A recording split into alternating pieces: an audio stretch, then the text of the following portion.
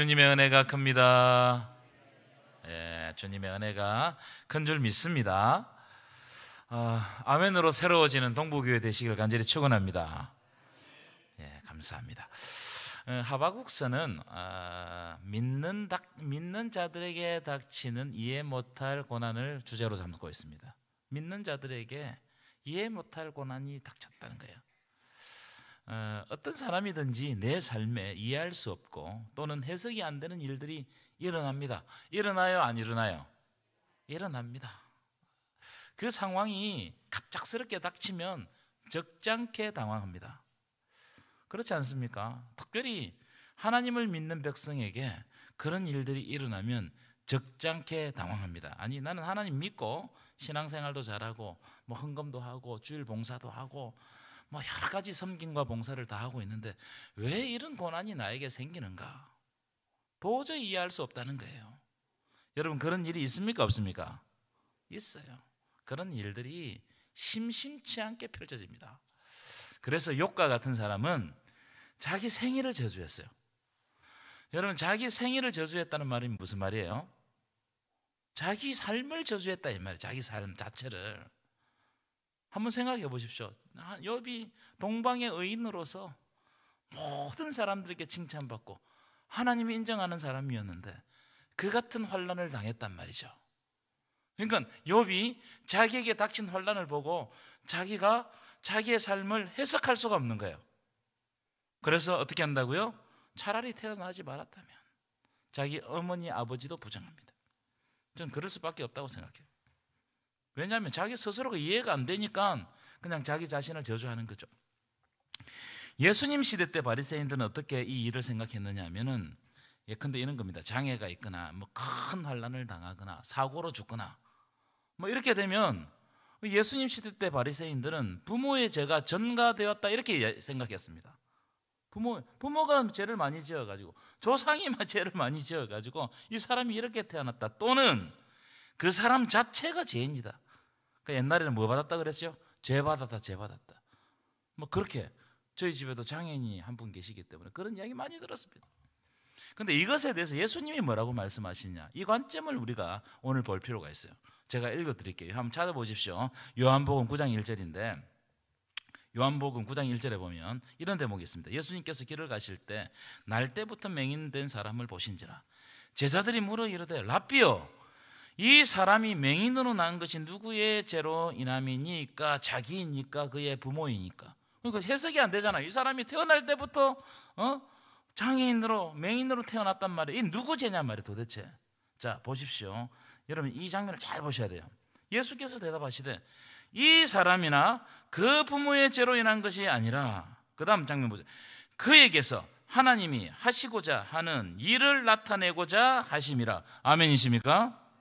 참, 여러분, 이 장면을 보면 저는 위로를 받습니다. 무슨 말이에요? 저 맹인이 지금 우리가 우리 눈으로 볼 때 불행을 당하는 것은 저 맹인의 부모의 죄나 자기 죄로 인해서 저 사람이 불행하게 태어난 것이 아니라는 겁니다. 모든 사람들은 어디에 주목하냐면 그 사람, 맹인된 사람의 현상에 주목해요. 저 사람 맹인 아니냐 말이에요. 저 사람 저주받았단 말이에요. 저렇게 어떻게 사냐 말이에요. 하지만 예수님은 그렇게 안 보셨어요. 예수님은 그 맹인이 지금 예수를 만나서 구원받고 새롭게 될 하나님의 자녀로 본 거예요. 그래서 그에게서 하나님이 하시는 일을 나타내고자 하심이라. 아멘이세요 여러분? 무슨 말입니까? 사람들이 그 사람 다 포기했어요. 맹인을 다 포기했어요. 그런데 하나님은 어떻게 하신다고요? 포기하지 않으신다는 겁니다. 하나님이 하시고자 하는 일을 그 많은 사람들이 다 포기한 그 사람을 통해서 하나님께서는 하나님의 영광을 그 사람 통해서 드러내신다는 겁니다. 하나님이 여전히 그 사람을 사랑하신다. 뿐만 아니라 오늘 본문을 보시면요, 구원해 주시고 만나 주시고 자녀 삼아 주시는 겁니다. 무슨 말이냐, 예수님은 맹인을 볼 때 하나님이 구원해 주실 은혜의 눈으로 바라보았다는 거예요. 이때 여러분 긍휼이 여김이 되고 하나님께서 구원해 주시는 겁니다. 그래서 여러분, 모든 법보다 은혜가 우선입니다. 따라합시다. 은혜가 우선입니다. 믿음이 우선입니다. 여러분, 하나님은 믿음 있는 자들을 끝까지 사랑해 주시고 만나 주시고 새롭게 해 주실 줄 믿습니다. 은혜가 우선이에요. 은혜가 없으면 다 죽는 거예요.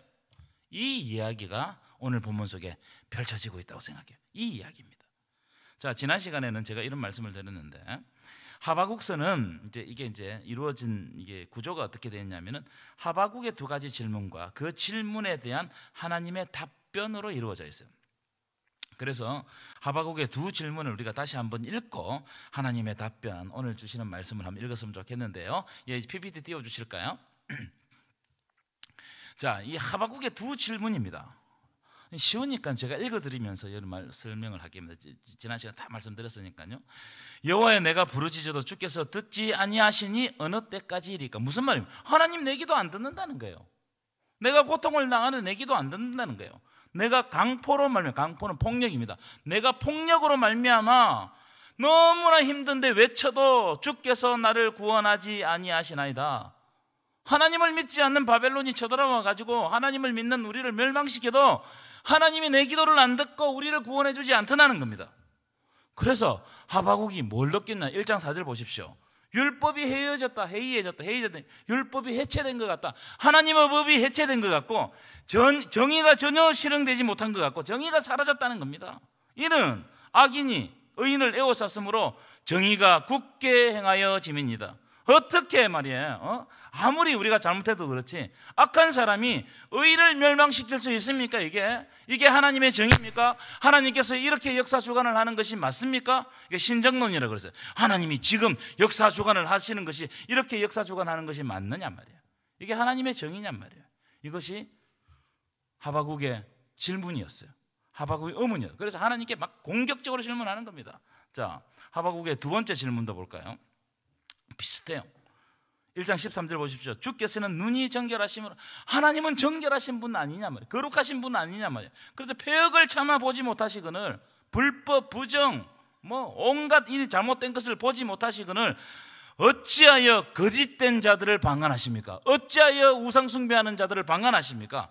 악인이 자기보다 어려운 사람을 삼키는데도 하나님은 어디 계시고 왜 잠잠하십니까? 17절 보세요.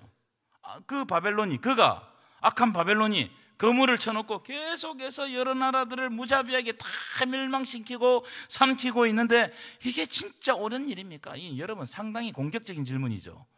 그렇죠? 만약 여러분들에게 이런 질문을 했다면 참 답변하기가 곤란할 거예요. 어떻게 말이야? 악인이 의인을 삼키는데 하나님 믿는 의미가 뭐냐 말이에요. 하나님 믿으면 하나님 좀 막아주고 하나님 구해주고 이래야 되는데 지금 악인이 우리를 잡아가고 포로로 잡아가려고 한다는 거예요. 이럴 수 있냐 말이에요. 이럴 수 있냐. 자, 그러면서 하는 말이, 자 보십시오. 이제 이 질문하고 난 다음에 오늘 본문을 보겠습니다. 내가 파수하는 곳에 서겠다. 내가 성루에 서겠다. 이 파수하는 것과 성루는 높은 곳을 말합니다. 옛날 사람들은 높은 곳에 올라가면 하나님과 가깝다고 생각했어요. 그래서 예전에 우리도 무슨 기도 다녔습니까? 산기도 다니잖아요. 그런 의미가 있는 거예요. 높은 곳에 올라가서 아무도 없는 곳에서 하나님과 더 가까워지는. 그래서 내가 파수하는 높은 곳에 올라가서 성루의 높은 곳에 올라가서 서서 그가, 하나님이 내게 무슨 말씀을 하시는지 내가 한번 들어보겠다는 거예요. 나의 질문에 대해서 어떻게 말씀하실지 한번 보겠다는 거예요. 하나님 한번 답변해 보세요. 내 질문에 대해서. 어떻게 하나님을 믿는 백성이 이렇게 고난을 당하고 있는데 하나님은 왜 우리를 안 구해 주시냐 말이에요. 왜 우리의 기도에 응답해 주지 않느냐 말이에요. 도대체 하나님 어디 계시냐. 여러분, 질문이 공격적입니까? 안 공격적입니까? 굉장히 공격적이죠. 아마 우리에게, 저에게 누가 와가지고 이렇게 질문을 탁 하면요, 숨이 막힐 것 같아. 여러분, 그런 질문 저한테 하지 마십시오. 굉장히, 안 그렇습니까?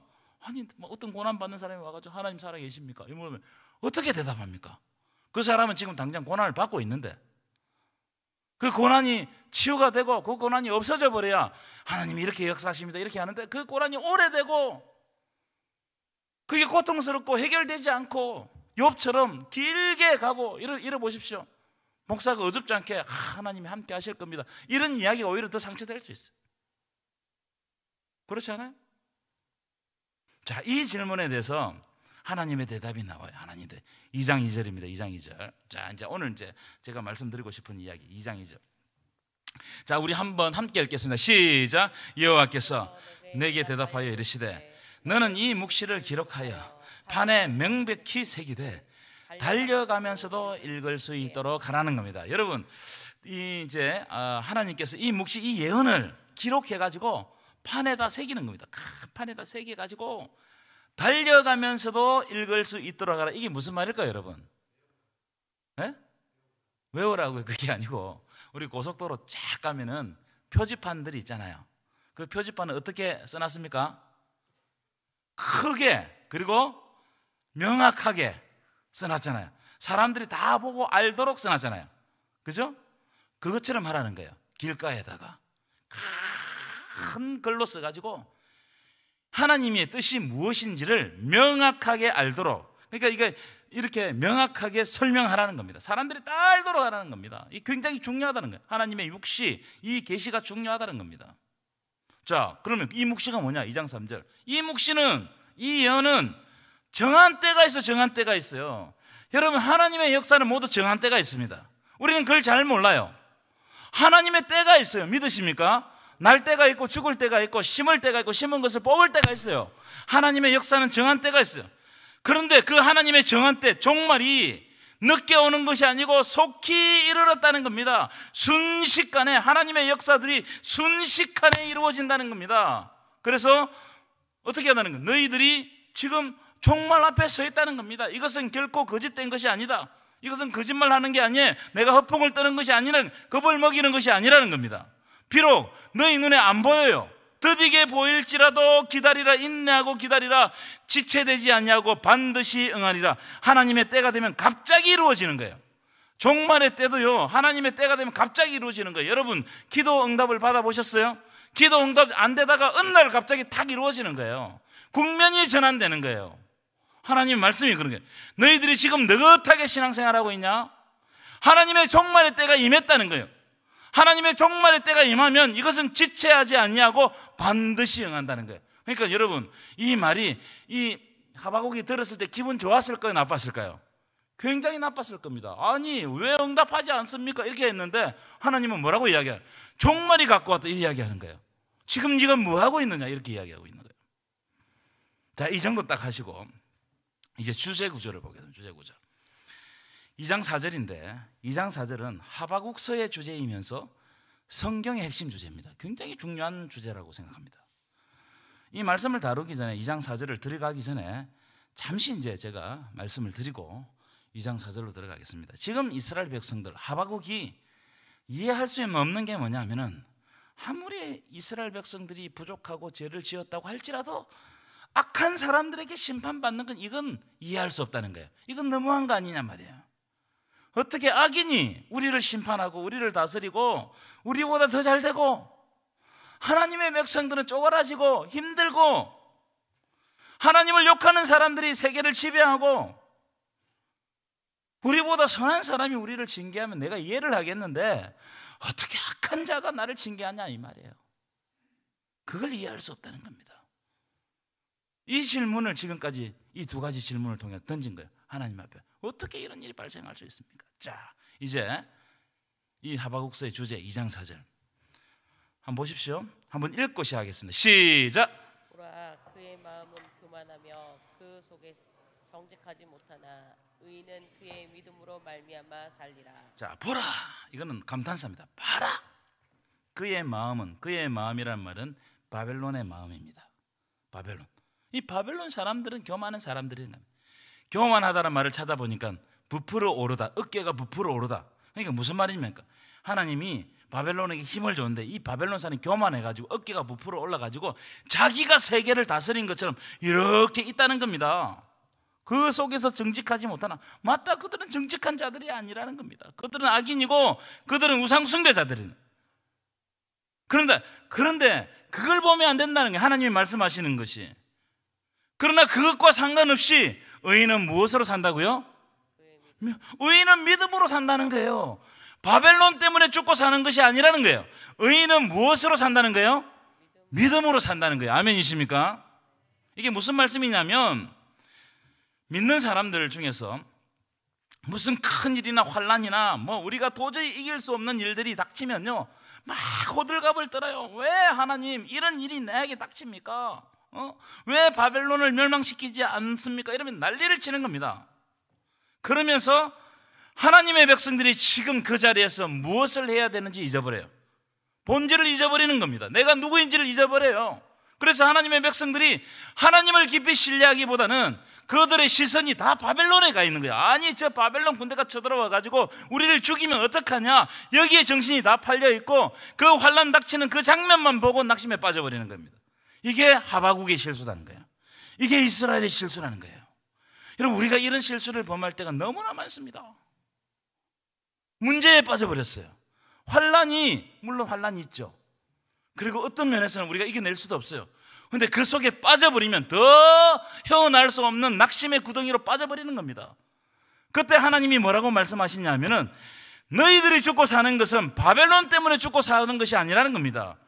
하나님을 믿는 백성들, 즉 의인이 죽고 사는 것은 믿음으로 말미암아 산다는 거예요. 믿으십니까? 너무나 중요한 거예요, 이게.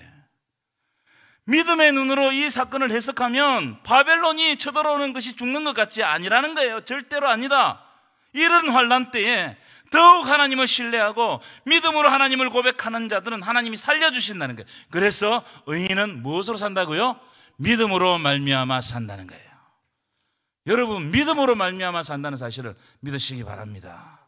특별히 우리 삶 가운데 환난이 닥쳐올 때, 내가 이해할 수 없는 일들이 올 때, 그때 뭘 생각해? 상황을 보면 더 어떻게 된다고요? 상황을 보면 더 절망이에요. 내 힘으로 빠져나갈 수가 없어요. 그걸 빠져나가고 이길 수 있는 것은 하나님을 믿는 그 믿음으로 우리가 사는 거예요, 여러분. 아멘이십니까? 그 믿음입니다. 여러분들이 구원받는 것이 여러분들이 무슨 기도를 많이 해서 구원받는 거예요? 아닙니다. 뭔가를 막 섬기고 헌금을 하고 뭐 특세를 하고 이래서 구원받는 겁니까? 아니란 말이에요. 우리가 구원받는 것은 오직 은혜입니다. 오직 은혜. 믿으십니까? 오직 은혜, 오직 은혜. 예수님을 보내신 것도 하나님의 은혜이고 예수님께서 십자가를 지신 것도 하나님의 은혜이고, 믿음도 우리가 가지려고 해서 가진 게 아니에요. 먼저 하나님이 그리스도 안에서 우리를 택하여 주셨기 때문에 우리의 믿음을 가진 거예요. 그렇기 때문에 여러분, 우리가 한 게 아무것도 없어요. 지금도 우리가 뭔가를 지킨다고요? 안 지켜집니다. 이거 여러분이 뭘 지켜요? 다 작심삼일인데. 그럼에도 불구하고 하나님은 우리를 포기하지 않아요. 놓지 않는단 말이에요. 때때마다 우리가 절망할 때 어느 순간 우리의 손을 붙들어 주시고 어느 순간 우리를 이끌어 가시고 믿음으로 말미암아 산다는 것을 말씀을 통해서 또 기도를 통해서 사람들의 격려를 통해서 알게 하시는 거예요. 여러분, 다 하나님의 은혜예요. 은혜가 아니면 다 우리는 벌써 죽은 몸들입니다. 믿음도 은혜다. 아멘이십니까? 믿음도 은혜다. 그렇기 때문에 먼저 은혜 주신 하나님을 깊이 신뢰하는 이것이 의인은 믿음으로 말미암아 살리라.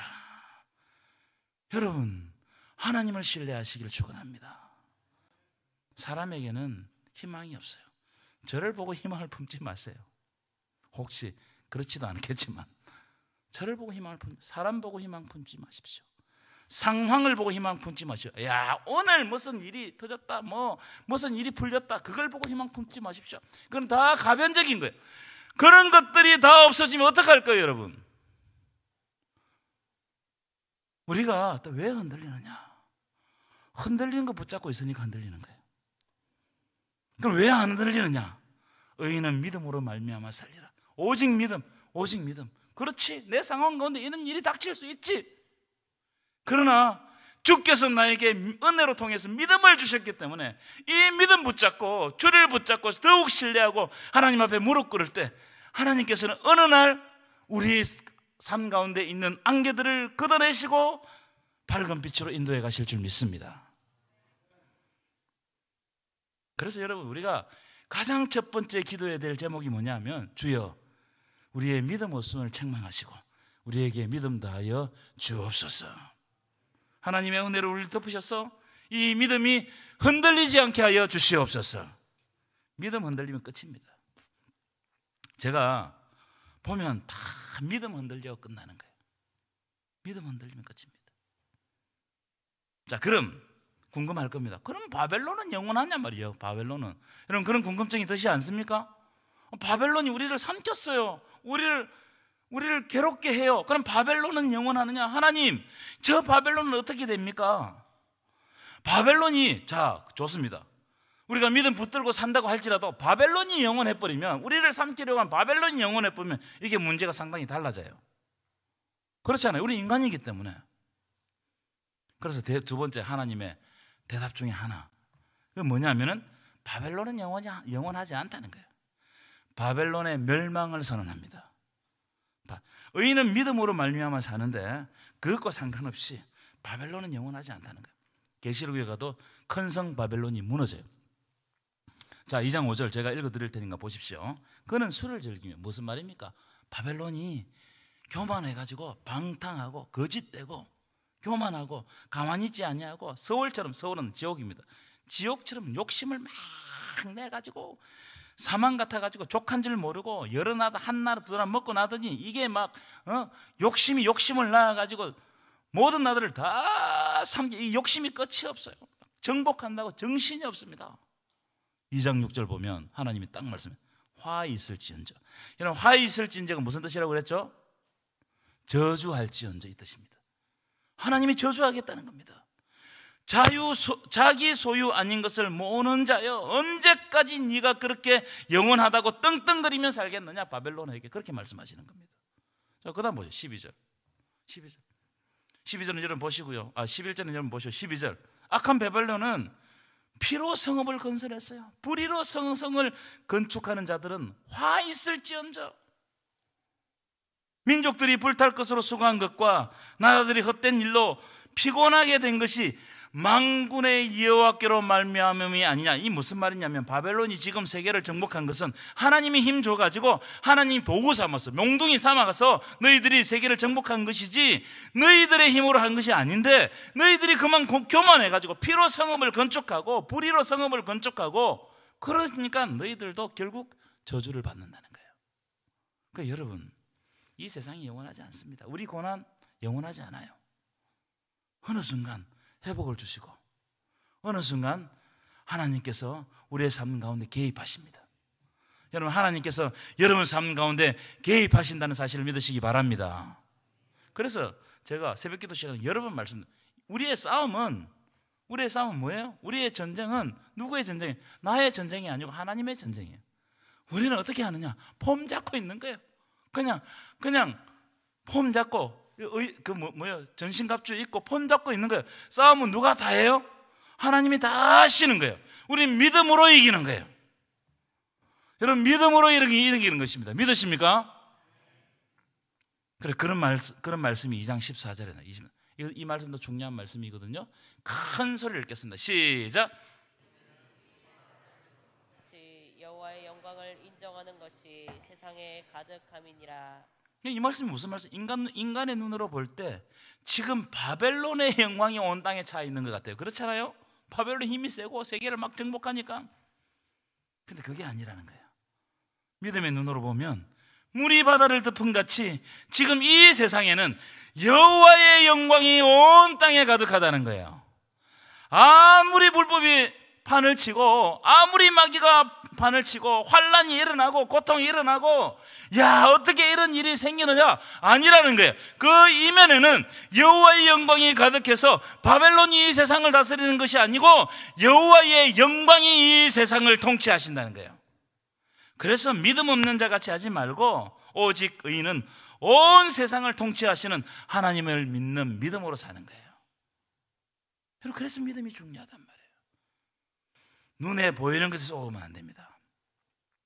눈에 보이는 것을 보면요, 야, 이 바벨론이 통치하는 것 같아요. 그런데 믿음의 눈으로 보면 앞에는 그렇게 보이지만 그 후면부에는 다 물이 바다를 덮은 같이 여호와의 영광이 온 세계에 가득해 있어요. 이 하나님의 통치 방법입니다. 그때 그 어두운 시대에 사무엘과 같은 하나님 마음에 맞는 한 사람이 등장하면 그 사람을 통해서 그 세계가 바뀌는 거예요. 하나님의 세계가 열리는 거예요. 사도 바울과 같은 사람 한 사람이 등장하면 하나님의 놀라우신 복음의 역사들이 그 사람을 통해서 열리는 거예요. 이게 여호와의 영광이 온 땅에 가득한 겁니다. 어느 한 통로가 딱 발생되면, 그래서 그 통로를 통해서 다니엘과 같은 사람을 통해 가지고 메대와 바사 제국을 하나님께서 통치하시는 거예요. 요셉 보십시오. 자기가 왜 끌려갔는지 몰랐습니다. 그런데 그가 믿음으로, 오직 의인은 믿음으로 말미암아 살리는 그 믿음 지키고 있었더니 그 7년 기근 때에 요셉으로 말미암아 온 세상이 사는 거예요. 한 사람을 통해서 하나님의 세계가 열린단 말이에요. 여러분, 그 한 사람이 되시기를 축원합니다. 믿음을 지키고 끝까지 견디는 그 한 사람이 여러분 중요한 거예요. 그래서 오늘 기도하실 때 하나님, 저는 아무것도 모릅니다. 내 삶 가운데 고난이 있습니다. 내가 어떻게 할 줄 모르겠습니다. 그러나 내가 오직 의인은 믿음으로 말미암아 살리라. 여호와의 영광이 가득하고 어쩌면 그 여호와의 영광이 나라는 통로, 나라는 도구를 통해서 하나님 나라 일구어 가시는 놀라운 축복의 역사가 우리의 삶을 통해서 일어나게 하여 주옵소서. 너무나 중요한 겁니다. 그래서 내 삶을 함부로 살아서 안 된다는 거예요. 내가 이걸 지키고 저걸 지키고 뭘 지키고서 구원받는 게 아니고 하나님이 여전히 나를 사랑하시고 나와 함께 하시고 그리고 나와 동행하시고 내 삶 가운데 간섭해 주실 것을 믿기 때문에 그 은혜에 대해서 반응하는 거예요. 그래서 기도하고 말씀을 읽고, 야, 이 말씀, 내가 말씀을 읽어가다가 전혀 느끼지 못했는데 어느 날 그 말씀을 통해서 하나님께서 눈을 밝혀가지고 시야를 넓게 만들어가지고 나에게 결단하게 하시는 그런 역사들이 일어난다 이 말이에요. 이게 하나님의 말씀의 역사입니다. 놀라운 것 아니겠습니까? 그래서 우리가 입장에서는 하나님의 은혜는 우연히 찾아옵니다. 그렇죠? 한날 저도 새벽기도 마치고 성경을 보고 있는데 그 본문이 그렇게 나를 울릴 줄 몰랐어요. 그냥 막 펑펑 우는 거예요. 근데 그 옛날에 다 보았던 본문이거든요. 왜 그렇게 하시느냐? 하나님이 말씀하실 것이 말씀을 통해서 주시는 겁니다. 내가 잘났어요? 아닙니다. 내가 하나님 앞에 충성을 다해서 아닙니다. 나에게는 우연히 다가오는 것처럼 다 느껴지지만 하나님은 그 순간을 위해서 나를 준비해 가신단 말이에요. 아멘이십니까? 자, 그 다음 마지막 보십시오. 자, 이 장면은 어떤 장면? 18절부터 19절 말씀은 이 바벨론에 대한 빗댄 비유입니다. 이 뭐냐면은 바벨론은 이 세상을 통치하는데 그 사람들은 새긴 우상을 그 새긴 만든 자에게 무엇이 유익하겠느냐? 우상 숭배자들이라. 부어 만든 우상은 거짓 스승이라. 그렇죠? 만든 자가 이 말하지 못하는 우상을 의지하니 무엇이 유익하겠느냐? 끝이 보인다 이 말이에요. 나무에게 깨라 하면은 깰 수 있어요? 말하지 못하는 돌에게 일어서라면 일어설 수 있습니까? 자, 그런데 20절 말씀입니다. 우리들에게 주시는 말씀이에요. 큰 소리를 읽겠습니다. 시작. 오직 여호와는 그 성전에 계시니 온 땅은 그 앞에서 잠잠할지니라. 아멘이십니까? 오직 여호와는 이 그 성전이라는 것은 여러분 이 성전 건물이 아니에요. 하나님을 예배하는 예배 공동체 가운데 하나님이 임하시는 거예요. 그래서 그들이 원하시는 거, 그들과 함께 교제하시고 그 성전을 통해서 하나님의 놀라운 은혜의 강문이 흘러가고 귀한 놀라운 하나님의 그 계획하심들이 우리를 통해서 드러난다. 그래서 온 땅, 이 바벨론 네가 다스리고 있냐? 아니야. 잠잠하라는 거예요. 이제 하나님의 백성들이 일어설 것이다. 여러분들이 일어서기를 축원합니다. 이제 일어선다는 거예요. 그래서 어떻게 하느냐? 우연처럼 다가오시는 하나님의 은혜를 사모하시다. 한번 따라합시다. 하나님의 은혜를 사모합시다. 여러분 그것밖에 없어요. 내가 막 깊이 사모한다고 주는 건 아니지만 그러나 여전히 우리는 하나님의 은혜를 사모하고 믿음으로 응답하고 또 나에게 맡겨주신 일들 가운데 최선을 다해 가다 보면 하나님은 길을 열어주. 오늘 아침에 안개가 막 꼈어요. 그래서 뭐 이리저리 하다가 차를 몰고 나갔는데 저쪽 보면 저 멀리서 보니까 안개가 샥 거쳐 올라가는 장면들이 딱 보이더라고요. 그래서 제가 이 본문을 읽고 갔거든요. 이 장면이다 이 생각됐어요. 안개가 막 꼈을 땐 답답하지만 어느 순간 해가 뜨면 안개가 싹 사라져버립니다. 그런 놀라운 축복의 역사가 여러분 삶 가운데 일어나기를 간절히 축원합니다.